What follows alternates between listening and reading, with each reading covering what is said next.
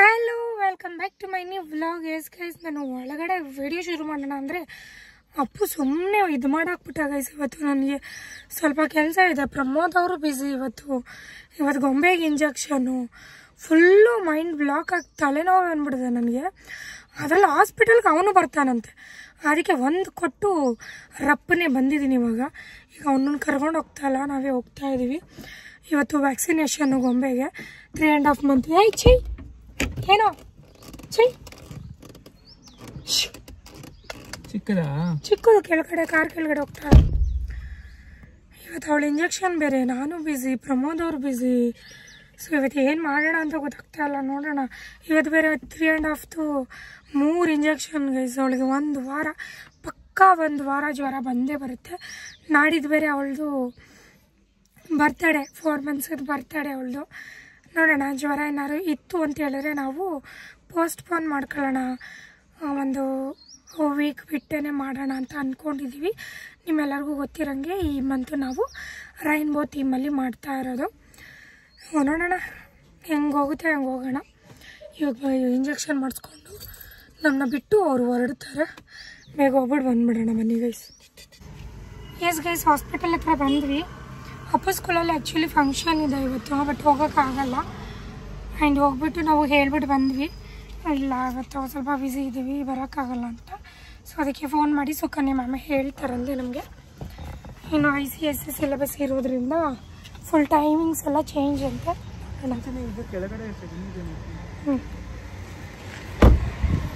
ಬನ್ನಿ. ಭಯ ಗೈಸ್, ಅಪ್ಪ 1 ವಾರ ಜ್ವರ ಬರುತ್ತೆ ಅವಳಿಗೆ. ಗೈಸ್ ಇಂಜೆಕ್ಷನ್ ಹಾಕ್ಸಾಯಿತು. ಅಯ್ಯೋ ನೆನ್ಸ್ಕೊಂಡು ಹೇಳ್ತಾವಳೆ ಗೈಸ್. ಪಾಪಚೆ 3 ಇಂಜೆಕ್ಷನ್ನು. ನಂಗೆ ಅವಳು ಆಗ್ತಾ ಇರುವಾಗಲೇ ನನಗೆ ಆಲ್ರೆಡಿ ಆಗ್ತಾ ಇರಲಿಲ್ಲ. ಅಲ್ಲಿ ನಾನೇ ನೋಡ್ತಾ ಇದ್ರು. ಆಮೇಲೆ ಮನೆಗೆ ಮಗುನೆಲ್ಲೋ ನೋಡಿದ್ದೀನಲ್ಲ ಅಂತಿದ್ರು. ಸೊ ಆವಾಗ ಬಂದು ಹೇಳಿದ್ರು, ಯೂಟ್ಯೂಬಲ್ಲಿ ನೋಡಿದ್ದೀನಿ ನಿಮ್ಮ ಪಾಪುನ ಅಂತ. ಅವಳಂತೂ ಫುಲ್ಲು ದುಃಖಿಸ್ಕೊಂಡು ಅಳ್ತಾಳೆ. ಇನ್ನೊಂದು ವಾರ ಅವಳನ್ನ ತಡಿಬೇಕಲ್ಲ ಅನ್ನೋದೇ ಬೇಜಾರು. ಸೊ ಅದೇ ಕಾರಣಕ್ಕೆ ನಾವು ಬಿಸ್ನೆಸ್ದು ಅಷ್ಟೇ ಸ್ಯಾರಿ ಎಲ್ಲ ನೆನ್ನೆ ಅಪ್ಲೋಡ್ ಮಾಡಿಬಿಟ್ವಿ.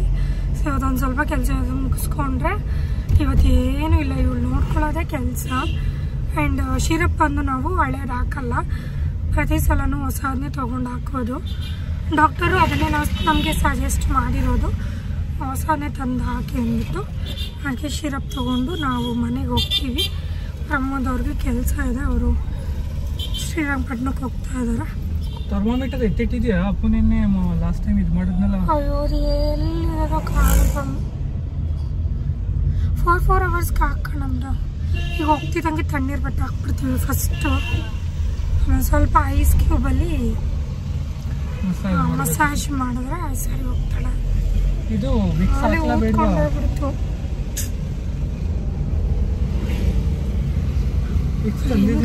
ಅಲ್ಲಿ ಕಚ್ಕೊಂಡು ಹೆಂಗಿದ್ದು ಮಾತು.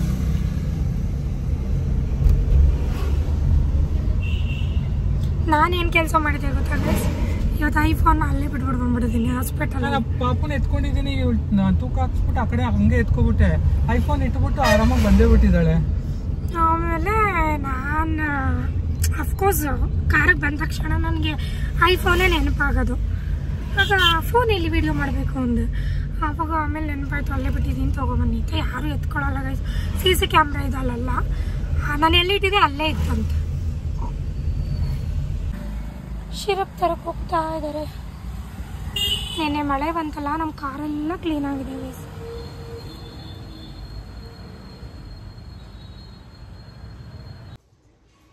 ಎಸ್ ಗೈಸ್, ಹಾಸ್ಪಿಟಲಿಂದ ಬಂದು ನಾನು ಫ್ರೆಶ್ ಅಪ್ ಆದೆ. ಪ್ರಮೋದ್ ಅವ್ರು ಅವಾಗಲೇ ನೀರು ಕೊಟ್ಟರು. ಇವಾಗ ನೋಡ್ತಾ ಇದ್ದೀನಿ ನಾನು. ಇವಾಗ ಕುಡಿತಾಯಿದ್ದೆ. ಮೇಲ್ಗಡೆ ಹೋಗಿ ಎಲ್ಲ ಆರ್ಡ್ರ್ ಆಗಿರೋದೆಲ್ಲ ನಾನು ಒಪ್ಪು ತೆಗೆದಿಟ್ಬಿಟ್ಟು ಬಂದ್ವಿ. ಅವರು ನಮ್ಮನ್ನ ಬಿಟ್ಬಿಟ್ಟು ಹೊಟ್ಟೋದ್ರು ಪಟ್ಟಣಕ್ಕೆ. ಅವರಿಲ್ಲ, ಇನ್ನು ಬರೋದೆ ಅವ್ರು ಸಂಜೆ ಆಗ್ಬೋದು. ಎಲ್ಲ ಕೆಲಸ ಮುಗಿಸ್ಕೊಂಡು ಸಂಜೆ ಆಗ್ಬೋದು. ನಮ್ಮ ಮಮ್ಮಿ ನೀರು ಹಾಕ್ತಾ ಇದ್ದಾರೆ ಗೊಂಬೆಯಲ್ಲಿ. ಬಟ್ಟೆ ಕಟ್ಟಿ ನೀರು ಹಾಕ್ತಾ ಇದ್ದಾರೆ. ಅದಕ್ಕೆ ಹಿಂಗೆ ಬಟ್ಟೆ ಕಟ್ಬಿಟ್ರೆ ಹಂಗೆ ನಾವು ನೀರು ಹಾಕ್ಕೊಂಡ್ರೆ ಸರಿ ಹೋಗುತ್ತೆ. ಇನ್ನೊಂದೇನೆಂದರೆ ಗೈಸ್, ಲೈಫಲ್ಲಿ ಮುಂದುವರಿಬೇಕು ಅಂದರೆ ಯಾವ ಫ್ರೆಂಡ್ಸ್ನೂ ಮಾಡ್ಕೋಬಾರ್ದು. ಫ್ರೆಂಡ್ಸ್ಗಳು ಇಲ್ಲದೆ ಹೋದ್ರೇ ನಾವು ಮುಂದುವರಿಯೋಕ್ಕೆ ಸಾಧ್ಯ. ಇಲ್ಲಾಂದರೆ ಚೆನ್ನಾಗಿ ನಮ್ಮನ್ನ ಯೂಟಿಲೈಸ್ ಮಾಡಿಕೊಂಡು ಸುಮ್ಮನೆ ಬಿಸಾಕ್ತಾರೆ. ಸೊ ನಾನು ಅದನ್ನು ಬುದ್ಧಿ ಕಲ್ತೇನೆ ಆಲ್ಮೋಸ್ಟ್ 1.5 year ಆಯಿತು. ಆವಾಗಿಂದ ಇಲ್ಲಿವರೆಗೂ ಯಾವ ಫ್ರೆಂಡ್ಸ್ಗಳನ್ನ ಅಷ್ಟಕ್ಕಷ್ಟೇ. ಮುಂಚೆ ನನ್ನ ವ್ಲಾಗಲ್ಲಿ ಎಷ್ಟು ಫ್ರೆಂಡ್ಸ್ಗಳು ಬರ್ತಾಯಿದ್ರು, ಎಲ್ಲ ಕಾಂಟ್ಯಾಕ್ಟಲ್ಲಿ ಇದ್ದಾರೆ ಗೈಸ್. ಆದರೆ ಎಷ್ಟು ಬೇಕು ಅಷ್ಟೇ. ಮನೆ ಹತ್ರ ಗಂಟ ಮೀಟ್ ಮಾಡೋದು, ಹೊರಗಡೆ ಹೋಗೋದು, ಸುತ್ತೋದು, ತಿನ್ನೋದು ಇದೆಲ್ಲ ಕಂಪ್ಲೀಟಾಗಿ ಬಂದ್ ಮಾಡಿದ್ದೀನಿ. ಇದನ್ನು ನಾನು ಯಾರ ಹತ್ರ ಕಲಿತೆ ಅಂದರೆ ಅಫ್ಕೋರ್ಸ್ ಪ್ರಮೋದ್ ಹತ್ರ. ಗೈಸ್ ಎಷ್ಟು ಫ್ರೆಂಡ್ಸ್ ಇದ್ದಾರೆ ಅವ್ರಿಗೆ. ಒಂದು ಫ್ರೆಂಡ್ಸ್ ಜೊತೆ ಹೊರಗಡೆ ಹೋಗಲ್ಲ, ಒಂದು ಮಜಾ ಮಾಡೋಕ್ಕೆ ಹೋಗಲ್ಲ, ಪಾರ್ಟಿಗೆ ಹೋಗಲ್ಲ, ಒಂದು ಏನಕ್ಕೂ ಹೋಗಲ್ಲ ಗೈಸ್. ಅವರು ಮನೆ ಆಯಿತು, ಹೆಂಡತಿ ಮಕ್ಕಳಾಯಿತು, ಅವ್ರ ಕೆಲಸ ಆಯಿತು, ಅಷ್ಟೇ ಬಿಟ್ಟರೆ ಅವರು ಇನ್ನೆಲ್ಲೂ ಹೋಗಲ್ಲ. ಅವರಿಂದನೇ ನಾನು ಇದನ್ನು ಕಲ್ತಿದ್ದು. ಮೊದಲೆಲ್ಲ ನಾನು ಹೋಗ್ತೀನಿ ಅಂದರೆ ನನಗೆ ಬೇಜಾರಾಗುತ್ತೆ ಅಂದ್ಬಿಟ್ಟು ಫ್ರೆಂಡ್ಸ್ಗಳ ಜೊತೆ ಹೋಗು ಅಂತ ಬಿಟ್ಬಿಡ್ತಾಯಿದ್ರು. ನಾನು ಹೋದ್ರೆ ಗೈಸ್ ಮಿನಿಮಮ್ 5,000 ಖರ್ಚು ಮಾಡದೆ ಬರ್ತಿರ್ಲಿಲ್ಲ. ಸೊ ಅಷ್ಟು ದುಡ್ಡು ವೇಸ್ಟ್ ಮಾಡ್ತಾಯಿದ್ದೆ ನಾನು. ಸೊ ಇವಾಗಂತೂ ಸಿಕ್ಕಾಬಿಟ್ಟೆ ಬುದ್ಧಿ ಕಲಿತು ಒಳ್ಳೆ ಕೆಲಸ ಮಾಡಿದ್ದೀನಿ, ಫ್ರೆಂಡ್ಸಿಂದ ದೂರ ಇಟ್ಟು ಒಳ್ಳೆ ಕೆಲಸ ಮಾಡಿದ್ದೀನಿ ಅಂತ ಅನಿಸುತ್ತೆ ನನಗೆ. ಸೊ ನಮ್ಮ ಮಮ್ಮಿ ಏನು ಹೇಳ್ತಾರೆ ಕೇಳೋಣ ಬನ್ನಿ. ಮಮ್ಮಿ ಹೇಳಿ ಮಮ್ಮಿ, ಮೊದಲೇ ಹೆಂಗಿದೆ ಇವಾಗ ಹೆಂಗಿದ್ದೀನಿ? ನಮ್ಮ ಮಮ್ಮಿನ ಕ್ಯಾಮ್ರಾ ಆನ್ ಮಾಡೋದು ನಾಚ್ಕೊಬೇಡಿ, ಇರೋದು ಹೇಳಿ ಮಮ್ಮಿ. ಮೊದಲು ಫೋನ್ ಮಾಡಿದ್ರೆ ಎಲ್ಲಿರ್ತೈತೆ, ಹೆಂಗೆ ಓಡಾಡ್ತಾಯಿದೆ? ಒಬ್ಬೊಬ್ರು ಪಾಠ ಕಲಿಸ್ಕೊಡ್ತಾರೆ, ಅದರಿಂದ ಎಚ್ಚೆತ್ಕೊಂಡು ಇವಾಗ ಕರೆಕ್ಟಾಗಿದ್ದೀನಾ? ಹಿಂಗೆ ಇರಬೇಕು, ಹಿಂಗೆ ಇರ್ಬೇಕು. ಸರಿ, ಈಗ ನಾನಾಯಿತು, ನನ್ನ ಕೆಲಸ ಆಯಿತು, ಮಕ್ಕಳಾಯ್ತಿದ್ದೀನಿ ಅಲ್ವಾ? ಒಬ್ಬೊಬ್ಬರಿಂದ ಒಂದೊಂದು ಪಾಠ ಕಲ್ತಂಗೆ ಆಯಿತು. ಹಾಂ, ದುಡ್ಡು ಹೋದ್ರು ಅಲ್ಲಿ ಅವರು ಯೋಗ್ಯತೆ ಗೊತ್ತಾಯ್ತಲ್ಲ. ದುಡ್ಡು ಸಂಪಾದನೆ ಮಾಡ್ಬೋದು, ಮನ್ಸ ಕಳ್ಕೊಂಡ್ರೆ ಅವರು ತಿಳ್ಕೊಬೇಕಿತ್ತು. ಆದ್ರೆ ಅವ್ರಾಗಿದ್ದೆ ಹೋದ್ಮೇಲೆ ಬೇಡ. ಅವರು ಈಗ ಒಬ್ರಿಂದ ಗೊತ್ತಾಯ್ತದೆ ಯಾರು ಏನೇನು ಯಾವ ಥರ ಅವರು ಅಂತ. ಅವ್ರನ್ನ ಅಲ್ಲಲ್ಲೇ ಬಿಟ್ಬಿಟ್ಟು ನಾವು ಮುಂದೆ ನೋಡ್ಬೇಕು ಅಷ್ಟೆ. ನನಗವ್ವೆ ಆಟ ಆಡ್ತಾಳೆ ಪಾಪ, ನೋವಿದ್ರು. ಅಯ್ಯೋ ಮಗಳು ಪಾಪ ಚೇದ. ಅಪ್ಪು ಯಾವಾಗಲೂ ಫೋನು. ನಾವೆಷ್ಟು ಕಳ್ಕೊಂಡಿದ್ದೀವಿ ಅವ್ರದ್ದು ಡಬಲ್ ಹೋಗಿರುತ್ತೆ ಅಷ್ಟೇ. ಸೊ ಲೈಫಲ್ಲಿ ಅಷ್ಟೇ ಗೈಸ್, ನೀವು ಬ್ಯುಸಿಯಾಗಿರಿ, ದುಡಿಮೆ ಮಾಡಿ. ಒಬ್ರನ್ನ ತುಳಿದಿ ಯಾರನ್ನ ಹಳ್ಳ ಕಳಿಸ್ಬಿಟ್ಟು ಎಷ್ಟಪ್ಪ ಕಲ್ಲಿ ಎತ್ತಾಕನೆ ಅಂತಾನೆ ಕಾಯ್ತಾ ಇರ್ತಾರೆ ಜನ. ಸಣ್ಣದ ಎತ್ತಾಕನೋ, ದಪ್ಪ ಎತ್ತಾಕನೋ, ಇಲ್ಲ ಮುಳುಗಂಗಿ ಎತ್ತಾಕನೋ ಅಂತ ಕಾಯ್ತಾ ಇರ್ತಾರೆ. ನಾವು ಕಾರ್ ತಗೊಂಡಾಗ ಒಬ್ರು ಕೈ ಕುಡಿತಿಲ್ಲ, ತುಣಿಯಕ್ಕೆ ಜನ ಕಾಯ್ತಾ ಇರ್ತಾರೆ. ಕಾರ್ ತಗೊಂಡಾಗ್ಲೂ ಸಿಕ್ಕಾಬಟ್ಟೆ ಉರಿ ಉಷ್ಣ ಕಿತ್ತೋಗಿತ್ತು. ಆ ಥರ ಬೆಳಿಬೇಕಷ್ಟೇ ನಾವು. ಸೊ ಮುಂದೆ ಇನ್ನೂ ಇದೆ. ಸೊ ಅದಕ್ಕೆ ವೈಟ್ ಆ್ಯಂಡ್ ವಾಚ್ ಮಾಡ್ತಾ ಇರಿ guys. And thank you for your blessing, support. Thank you for everyone. Thank you so much guys. ನೋಡಿ ಪಾಪ ನನ್ನ ಗೊಂಬೆ ಇದರಲ್ಲೇ ಬೆಳಗ್ಗೆಯಿಂದನೇ ಮಲಗಿಸ್ಕೊಂಡು ಮಾಡ್ತಾಯಿದ್ರೆ. ಐಡಿಯಾ ಬಂದಮೇಲಿಂದ ಇದರಲ್ಲೇ ಹಾಕ್ಕೊಂಡ್ವಿ ನಾವು. ಸಿಕ್ಕಾಬಟ್ಟೆ ಅಳ್ತಾನೆ ಇದ್ದಾಳೆ. ಆಮೇಲೆ ನರಳ್ತಾರಲ್ಲ ಅಂತ ಆ ಥರ ಒಂಥರ ಮಾಡ್ತಾ ಇದ್ದಾಳೆ. ಎತ್ಬೇಡ ಮಗಳು ಕಾಲು ಇವತ್ತು ಒಂದಿನ. ಮಾಡಲೇಬೇಕು.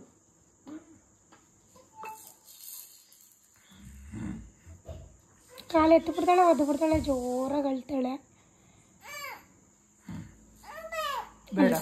ಬೇಡ ಆಯ್ತು. ಬೆಳಗ್ಗೆಯಿಂದನೇ ಹಿಂಗೆ ಇಟ್ಕೊಂಡಿರೋದು ನಮ್ಮ ಮಮ್ಮಿ. ಪ್ರಮೋದವ್ರ ಕೆಲಸ ಮುಗಿಸ್ಕೊಂಡ್ಮೇಲೆ ಇವಾಗ ಇವರು ರೀ ಅಲ್ಲಾಡ್ಬೇಡ ಜಾಸ್ತಿ. ಅವಳ ಕಾಲಲ್ಲಿ ಟೈಟಾಗಿ ಇದು ಮಾಡಿ ಇಟ್ಕೊಂಡು 2 ನಿಮಿಷ ನೋಡಿ.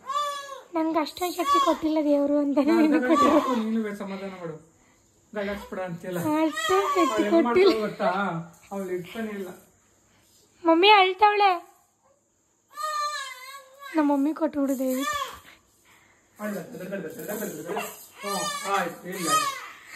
ಹಳೇದು ಪ್ಯಾಂಪರ್ಸ್ಗಳು ಸಿಕ್ಬಿಡ್ತು ಗೈಸ್. ನ್ಯೂ ಬಾರ್ನ್ ನೋಡಿ ಸೈಜ್ ಆಗಲ್ಲ, ಅದನ್ನೇ ಹಾಕಿ ಇಡ್ತಾರೆ ಪಾಪ ಹುಡುಗಿಗೆ. ಇಲ್ಲಿ ನೋಡಿ ನ್ಯೂ ಬಾರ್ನ್. ಇದು ಅಪ್ಪುದು ಆ್ಯಕ್ಚುಲಿ ಅಲ್ವಾ? ಅಪ್ಪುದು ನಿಮ್ದೇನೆ. ಎಲ್ಲ ಉಸ್ಕೊಂಡ್ಬಿಟ್ಟಿತ್ತು, ಕ್ಲೀನ್ ಮಾಡುವಾಗ ಸಿಕ್ತು ಅಂದ್ಬಿಟ್ಟು ಟೈಟು ನೋಡಿ ಬಿಟ್ಕೊಡಿ ಪಾಪ. ಮಾತಾಡ್ತಾ ಕಾಲೆಲ್ಲ ಎಡ್ಸ್ಕೊಂಡಲ್ಲಿ ಅಲ್ಲಿ ಅಲ್ಲಿ ಅಲ್ಲಿ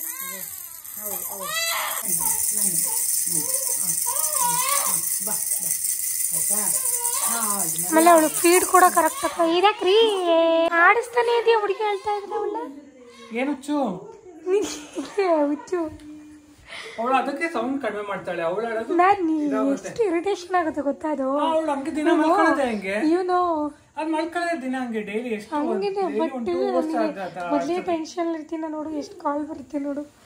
ಮೊದಲೇ ಟೆನ್ಷನ್ ಇರ್ತೀನ. ನಾವು ಫ್ರೀ ಆಗಿರ್ತೀವ. ಫ್ರೀಯಾಗಿ ಇರ್ತೀಯ ಅಂತ ನಾನು ಹೇಳ್ತಾ ಇಲ್ಲ. ನೀನು ಬೆಳಗಾನ ವರ್ಕ್ ಮಾಡ್ತೀಯ ಹಚ್ಚಿಗೆ ಅದು ಬೇರೆ ಪ್ರಶ್ನೆ. ತೆಗಿಲ ಮನೆ ಬರೀ ಅದು ಹೇಳ. ಬೆಳಗಾನ ವರ್ಕ್ ಮಾಡ್ತೀಯಲ್ಲ ಗೊತ್ತಾಗಲ್ಲ ನಿನಗೆ? ಗೊತ್ತಾಗಲ್ವ ನಿನಗೆ? ನೋಡಿ ಬೆಳಗಾನ ವರ್ಕ್ ಮಾಡೋ ಹುಚ್ಚು ಮಲ್ಲಾಗ್ರು ಬರೆಸ್ತಾರೆ. ಬೆಳಗ್ಗೆಯಿಂದ ಈ ಟೆನ್ಷನ್ನು, ಸಂಜೆ ಆದರೆ ಇವ್ರ ಕಾಟ. ನಿದ್ದೆನೇ ಕೊಡಲ್ಲ. ಅದು ಕಟ್ಕ ಅನ್ಸ್ಕೊಂಡು ಲ್ಯಾಪ್ಟಾಪ್ನ ಅಯ್ಯಪ್ಪ ಒಂದೊಂದು ಸಲ ಕೇಳ್ಬೇಕು ಗೈಸ್. ಕಾಲಲ್ಲೇ ಮಾತಾಡ್ತಾ ಇರ್ತಾರೆ. ಡೌಟ್ಸ್ ಇರುತ್ತಲ್ಲ ಅವ್ರವ್ರ ಫ್ರೆಂಡ್ಸು ಕಾಲಲ್ಲೇ ಮಾತಾಡ್ತಾ ಇರ್ತಾರೆ. ಇನ್ನೂ ನಿದ್ದೆ ಕೊಡಲ್ಲ ನಮಗೆ. ಹೇಳೀಗ ಈಗಲ್ರಿ ಹಾಂ ಈಗ ಹೇಳು ಏನಿದು ಸೌಂಡ್? ಯಾರಪ್ಪ ಮಾತಾಡ್ತಾ ಇರೋದನ್ನು? ಈ ಮಾರಾಯ ಮಾತಾಡ್ತಾ ಇರೋದು.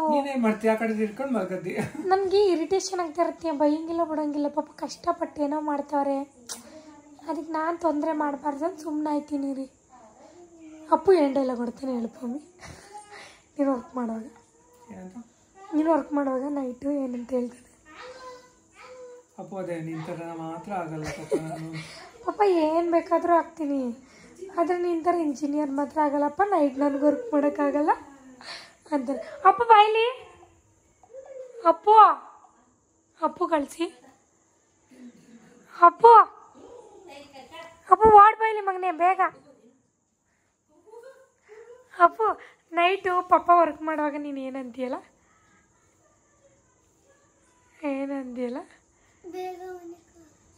ಅದೆಲ್ಲ ಮರ್ತ್ಕೊಂಬಿಡೋಣ.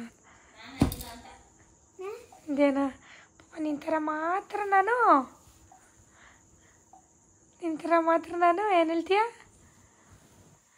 ಹಾಂ ಹೇಳು. ಪಪ್ಪ ನೈಟ್ ವರ್ಕ್ ಮಾಡುವಾಗ ನೀನು ಬೈತೀಯಲ್ಲ ಅವಾಗಲೂ. ಪಪ್ಪನ ಥರ ಡ್ಯೂಟಿ ಮಾಡ್ತೀಯ ನೀನು? ಅದನ್ನು ಹೇಳು. ಏನಂತ ಹೇಳ್ತೀಯ? ಡೈಲಾಗ್ ಹೇಳು. ಪಪ್ಪನ ಥರ ವರ್ಕ್ ಮಾಡ್ತೀಯ ನೀನು? ಸಾಫ್ಟ್ವೇರ್ ಇಂಜಿನಿಯರ್ ಆಗ್ತೀಯಾ? ಯಾಕಾಗಲ್ಲ? ನೈಟ್ ವರ್ಕ್ ಮಾಡ್ತದೆ ಪಪ್ಪ, ಅದಕ್ಕೆ ನಿಂಗೆ ವರ್ಕ್ ಮಾಡೋಕ್ಕಾಗಲ್ಲ. ನಿದ್ದೆ ಮಾಡ್ಬೇಕು, ನಿದ್ದೆ ಬುಕ್. ಅದಕ್ಕೆ ಏನಂತ ಹೇಳು ನಿಮ್ಮ ಪಪ್ಪಂಗೆ? ನಾನು ಮಾತ್ರ ಇಂಜಿನಿಯರ್ ಆಗಲ್ಲ. ಅದೇ ಆಗೋಪ್ಪ ಆಯ್ತಾ? ಏನಕ್ಕಾಗಲ್ಲ?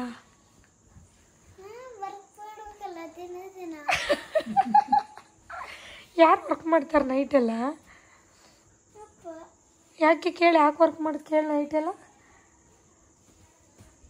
ಹುಸಿ ಬೈಯಲ್ಲ ಗೈಸ್. ನಮ್ಮನೆ ಎಷ್ಟು ಬೈತಾನೆ. ವೀಡಿಯೋ ಆನ್ ಮಾಡಿದ್ದೀನಿ ಅಂತ ಬೈತಲ್ಲ, ವೀಡಿಯೋ ಸ್ಟಾಪ್ ಆದ್ಮೇಲೆ ಎಷ್ಟು ಬೈತಾನೆ ಗೊತ್ತಾ? ನಮ್ಮ ಪಮ್ಮಿ ನಗ್ತಾ ಇರ್ತಾರೆ. ಪಮ್ಮಿ ಎಷ್ಟು ಕಾಲ್ ಮಾಡ್ತಾರೆ. ಪಮ್ಮಿ ಫ್ಲೈಟ್ ಮೋಡ್ಗೆ ಹಾಕ್ಬಿಟ್ಟಿರ್ತೀನಿ ಗೈಸ್. ಇಷ್ಟೊತ್ತವರೆಗೂ ಆರ್ಡರ್ಸ್ ಬರೀತಾ ಕೂತಿದ್ವಿ. ಪ್ರಮೋದವ್ರು ಲೆಕ್ಕ ಹಾಕ್ತವ್ರೆ ರೀ. ಲೆಕ್ಕ ಹಾಕಿ ಸ್ಟಾಪ್ ಮಾಡು. ನಮ್ಮ ಮಮ್ಮಿ ವಯಸ್ಸಾಗಿ ಕೇಳಿಸ್ತಾ ಇದೆಯಲ್ಲ. ಎಷ್ಟಾಗೈತೆ, ಎಷ್ಟು ಬರ್ದಿದ್ದೀನಿ ಅಂದ್ಬಿಟ್ಟು ಲೆಕ್ಕ ಮಾಡ್ತಾರೆ ನೋಡಿ. ಏನು ಆರ್ಡ್ರ್ ಆಗೈತೆ ಗೈಸ್, ಅಷ್ಟು ಆಗೈತೆ ಅಷ್ಟು ಸಾಕಲ್ವಾ? 10 ಆರ್ಡರ್ಸ್ ಬಂದರೆ ಸಾಕು ಗೈಸ್, ಜಾಸ್ತಿ ಬೇಡ. ದಿನಕ್ಕೆ 10 ಬರುತ್ತೆ, 2 ದಿನಕ್ಕೆ 20 ಅಷ್ಟೆ. ಚಿಕ್ಕದ್ರಿಂದನೇ ಬೆಳೆಯೋಣ, ದಿಢೀರಂತ ಜಾಸ್ತಿ ಬೆಳೆಯೋದು ಬೇಡ ಅಲ್ವಾ? ಅದಕ್ಕೋಸ್ಕರ